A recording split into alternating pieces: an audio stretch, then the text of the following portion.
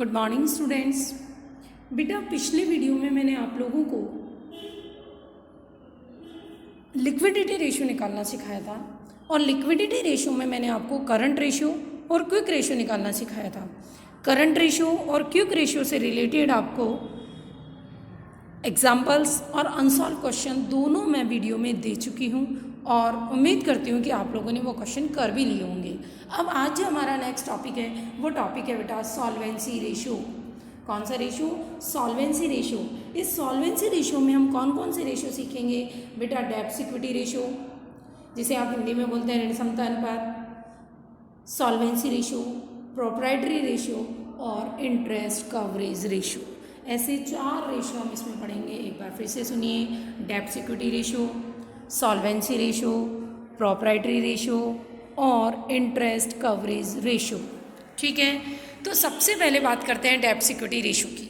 बेटा डेब्ट equity ratio का फार्मूला होता है external equities upon internal equities, या मैं यूँ कह दूँ कि external liabilities upon internal liability, या फिर इसका हम और बोल सकते हैं total debts upon share holder fund या नेटवर्थ। यानी net worth, share holder fund, internal liability सबका मतलब एक होता है और टोटल डेट्स या एक्सटर्नल लाइबिलिटी का मतलब एक होता है। तो फिर से सुनिए, डेब्ट इक्विटी रेशियो का फार्मूला होगा external upon internal, external liabilities upon internal liability. अब इम्पॉर्टेंट बात यह है कि एक्सटर्नल लाइबिलिटीज़ में क्या क्या आते हैं, बहुत ज़्यादा इंपॉर्टेंट ये है फॉर्मूले का फॉर्मूला। बेटा हमने मेन फार्मूला याद किया, external liabilities upon internal liabilities.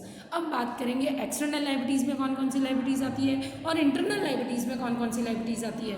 तो देखिए, एक्सटर्नल लाइबिलिटीज़ में debentures, bonds, mortgage loan, bank loan, long term finance और trade paper, short term provision, short term loan, ये सब हमारी किस में आएंगे? एक्सटर्नल लाइबिलिटीज़ में।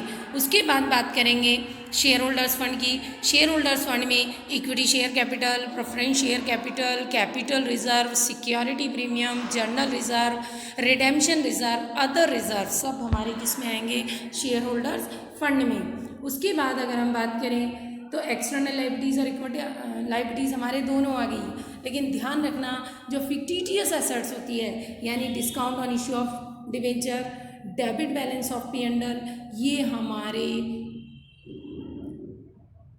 इंटरनल लाइबिलिटीज़ निकालते समय हम क्या कर देंगे? इनको माइनस कर देंगे। फिर से सुनिए, इंटरनल लाइबिलिटीज़ में equity share capital, preference share capital, reserve and surplus, और उसमें से फिक्टिटियस एसेट्स क्या हो जाएगी? माइनस हो जाएगी। ठीक, उसके बाद करते हैं हम इससे रिलेटेड बेटा एग्जाम्पल। तो देखिए एग्जाम्पल 6 देखिए, कैलकुलेट डेब्ट equity ratio from the following informations. तो डेब्ट इक्विटी रेशियो का फार्मूला क्या होगा बच्चों? External liabilities upon internal liabilities या external equities upon internal equities. तो देखिए एक्सटर्नल इक्विटी में क्या आएगी? एक्सटर्नल में आएगा बेटा इक्विटी डिबेंचर आपका, बैंक लोन, क्रेडिटर्स, BP, ये तो होंगे हमारे एक्सटर्नल लाइबिलिटी। बेटा चारों को आप प्लस करेंगे तो एक्सटर्नल लाइबिलिटीज़ हो जाएगी 8,50,000। अब बात करते हैं इंटरनल लाइबिलिटीज़ की। इंटरनल लाइबिलिटीज़ में आप देखेंगे equity share capital, preference share capital, general reserve, security premium and balance of P&L। ध्यान रखिएगा, यही बैलेंस ऑफ P&L अगर DR बैलेंस होता तो आप इसमें से इसको क्या कर देते?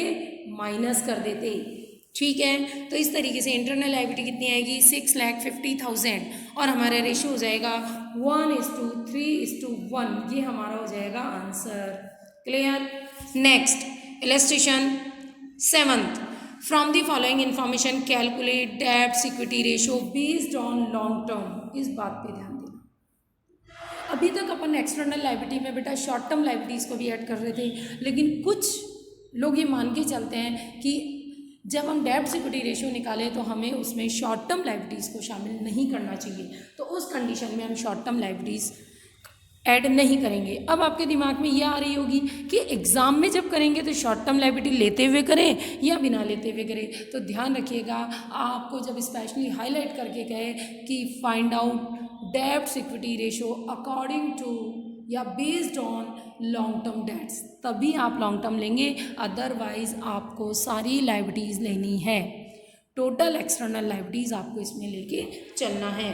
ध्यान दीजिए, टोटल एक्सटर्नल लायबिलिटीज़ है, बैलेंस शीट का टोटल दिया हुआ है और करंट लायबिलिटी दी हुई है। आप मुझे बताइए डेब्ट इक्विटी रेशियो का फार्मूला क्या होता है।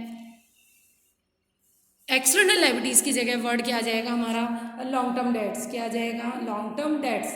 अब लॉन्ग टर्म डेट्स कैसे निकालेंगे, तो ध्यान दीजिए हमारे पास एक्सटर्नल लायबिलिटीज़ तो है कितनी, 3 लाख, लेकिन टोटल एक्सटर्नल में से अगर हम करंट हटा देंगे तो अपने आप ही कितनी आएगी, लॉन्ग टर्म लायबिलिटीज़। अब बात करें इंटरनल लायबिलिटीज़, आप मुझे बताइए बैलेंस शीट का टोटल कितना है, 8 लाख। 8 लाख में से अगर हम एक्सटर्नल लायबिलिटी हटा देंगे तो बचेगी क्या, इंटरनल लायबिलिटी। तो आपका फार्मूला के हिसाब से 8 लाख माइनस 3 लाख कितनी हो जाएगी, 5 लाख हो जाएगी इंटरनल लायबिलिटी, या शेयर होल्डर फंड या नेटवर्थ, कुछ भी आप बोल सकते हैं। आपका फार्मूले में आप इसे फिट करेंगे तो 2,50,000 divided by 5 lakh is equal to 0.05:1 आपका क्या हो जाएगा, आंसर हो जाएगा। उसके बाद नेक्स्ट बात करते हैं प्रोप्राइटरी रेशियो। देखिए बेटा इसी रेशियो से, प्रोप्राइटरी रेशियो आपको ज़्यादा सोचने की ज़रूरत नहीं है, प्रोप्राइटरी रेशियो यानी शेयर होल्डर फंड से रिलेटेड। प्रोप्राइटरी रेशियो में आएगा बेटा शेयर होल्डर्स फंड, यानी शेयर होल्डर फंड ले लो, चाहे इंटरनल लायबिलिटी ले लो, चाहे नेटवर्थ ले लो, सबका मतलब एक ही है। तो प्रोप्राइटरी रेशियो का फार्मूला होता है प्रोप्राइटर्स फंड या शेयर होल्डर फंड या internal liabilities upon total assets. और टोटल एसेट्स क्या होती है, हमेशा इन दोनों को प्लस कर दो, एक्सटर्नल प्लस अपॉन इंटरनल, तो एक्सटर्नल अपॉन इंटरनल तो है डेब्ट इक्विटी रेशियो। अब इन दोनों को प्लस करेंगे तो वो क्या हो जाएगी आपकी टोटल एसेट्स। तो फिर से सुनिए, प्रोप्राइटरी रेशियो का फार्मूला होता है internal liabilities upon total assets, या share holder fund upon total assets, या proprietors fund upon total assets, या नेटवर्थ अपॉन टोटल एसेट्स। ठीक है, तो ध्यान दीजिए इसके लिए हम क्वेश्चन करेंगे 8th। देखिए 8th इलस्ट्रेशन में आपसे क्या कहा है, from the following information calculate डेब्ट इक्विटी रेशियो, प्रोप्राइटरी रेशियो और सॉल्वेंसी रेशियो। ध्यान देना सॉल्वेंसी रेशियो जब हम निकालते हैं तो उसका फार्मूला होता है external liabilities upon total assets. तो एक बार फिर से सुनिए, डेब्ट इक्विटी रेशियो का फार्मूला होगा external upon internal liabilities. Proprietary ratio का फार्मूला होता है proprietors fund oblique share holder fund oblique net worth upon total assets. और सॉल्वेंसी रेशियो का फार्मूला होता है external liabilities upon total assets. ये फार्मूलाज आप अपनी कॉपी में नोट डाउन करेंगे और उसे साथ के साथ लर्न करेंगे। फार्मूला ही नहीं, फार्मूले के फार्मूले भी आपको इसमें क्या करने हैं, नोट डाउन करने हैं। तो देखिए 8th इलस्ट्रेशन में क्या कहा है, long term borrowings 50,000, long term provision 75,000, current liabilities 37,500 और नॉन करंट एसेट 270 और करंट एसेट्स कितनी है 67,500। तो आपको पहले निकालना है डेब्ट इक्विटी रेशियो। बेटा डेब्ट इक्विटी रेशियो का फार्मूला होता है external liabilities upon internal liabilities. तो हमारा काम है पहले एक्सटर्नल लायबिलिटीज निकाले। तो देखिए एक्सटर्नल लायबिलिटीज में क्या लोगे, long term borrowings, long term provision और करंट लायबिलिटी, इन तीनों को आप प्लस करेंगे तो आपकी क्या जाएंगे, टोटल डेट्स। क्लियर, तो टोटल डेट्स कितने हो गए 1,62,500। अब बात करते हैं शेयर होल्डर्स फंड की। किसकी बात करते हैं, शेयर होल्डर्स फंड की। अब आप मुझे बताइए शेयर होल्डर फंड तो नहीं दिया हुआ, लेकिन हमारे पास टोटल एसेट्स तो है, नॉन करंट एसेट्स और करंट एसेट्स को जोड़ेंगे तो टोटल एसेट्स बाहर आ जाएगी ना। और इस टोटल एसेट्स में से अगर हम टोटल डेट्स हटा देंगे यानी एक्सटर्नल लायबिलिटी हटा देंगे तो अपने आप ही कौन सी लायबिलिटीज आ जाएगी, इंटरनल लायबिलिटीज। तो आपका शेयर होल्डर फंड का फार्मूला हो जाएगा total assets minus total debts. और टोटल एसेट्स में क्या आएगा, non current assets minus total debts. तो 2,70,000 प्लस 67,500 माइनस 1,62,500। तो आपकी शेयर होल्डर फंड कितना आ जाएगा 1,75,000। एक बार फिर से सुनिए, टोटल एसेट्स या बैलेंस शीट के टोटल में से एक्सटर्नल है प्रोप्राइटरी रेशियो की। प्रोप्राइटरी रेशियो का फार्मूला होता है share holder fund upon total assets. एक बार फिर से सुन लीजिए, शेयर होल्डर्स फंड या proprietors fund upon total assets. ये अपॉन की लाइन आपकी बुक में खींची हुई नहीं है, डिवाइडेड की लाइन आप खुद करेंगे, डिवाइडेशन वाली लाइन। फिर आप देखिए प्रोप्राइटर्स फंड हमारा कितना निकला था 1,75,000, उसे आप यहाँ पुट कर देंगे। टोटल एसेट्स आपकी कितनी थी, वो टोटल एसेट्स आप यहाँ पुट कर देंगे। टोटल एसेट्स कैसे निकली थी 2,70,000 प्लस 67,500 करके आपने इसका निकाली थी टोटल एसेट्स। तो आपका क्या निकल जाएगा, प्रोप्राइटरी रेशियो। उसके बाद नेक्स्ट बात करेंगे सॉल्वेंसी रेशियो की। सॉल्वेंसी रेशियो का फार्मूला होता है बेटा टोटल डेट्स अपन टोटल एसेट्स। अभी अभी आपने टोटल डेट्स निकाले थे, कितने थे, 1,62,500 और उसमें डिवाइडेड बाई क्या कर देंगे, टोटल एसेट्स, तो ये आ जाएगा आपका सॉल्वेंसी रेशियो। उसके बाद next illustration 9, from the following information of Rajni limited calculate डेब्ट सिक्योरिटी रेशियो, प्रोप्राइटरी रेशियो और सॉल्वेंसी रेशियो। तो यहाँ पर भी अगर हम बात करें तो सबसे पहले निकालेंगे डेब्ट सिक्योरिटी रेशियो। डेब्ट सिक्योरिटी रेशियो का फार्मूला क्या होता है, external liabilities upon internal liability. तो सबसे पहले निकालेंगे बेटा अपन इंटरनल लायबिलिटीज। इंटरनल लायबिलिटी में क्या आएगा, equity share capital, general reserve, ये P&L माइनस हो जाएगा, ठीक।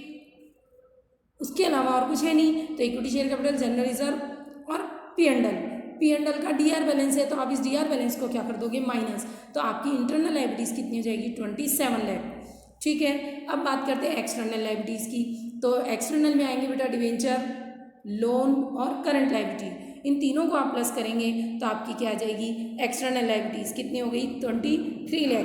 फार्मूले में हम पुट कर देंगे तो आपका क्या हो जाएगा, डेब्ट security ratio is equal to 19 lakh divided by 27, तो क्या रेशियो हो जाएगा, 0.70:1।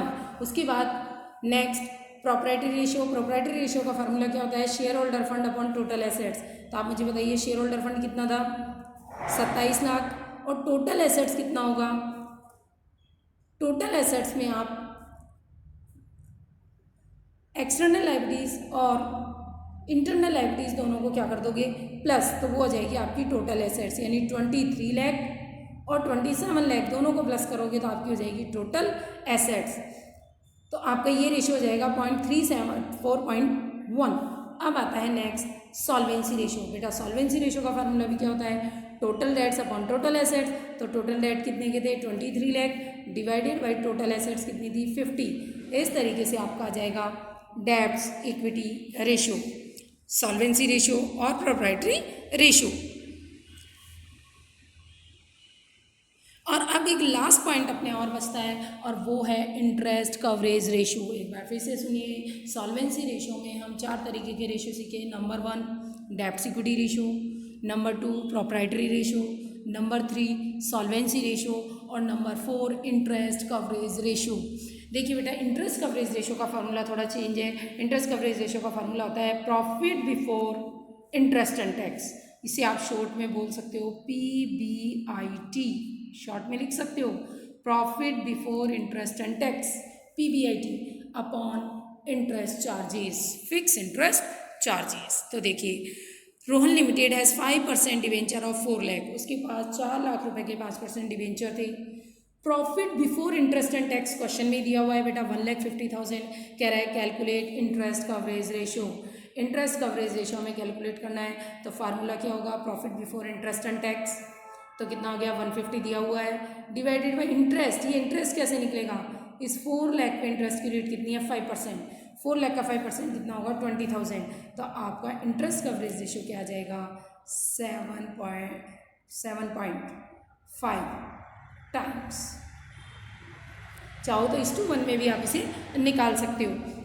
कई बार क्या होता है बिफोर टैक्स की जगह क्वेश्चन में क्या दिया होता है आफ्टर इंटरेस्ट एंड टैक्स। क्या दिया होता है आफ्टर इंटरेस्ट एंड टैक्स। तो हम पहले टैक्स प्लस करेंगे और फिर इंटरेस्ट प्लस करेंगे, तब जाके हमारा बनेगा profit before interest and tax. इससे रिलेटेड क्वेश्चन हम फिर कल करेंगे आपकी बुक के अनसॉल्व क्वेश्चन। आज हमने किए हैं केवल इलस्ट्रेशन।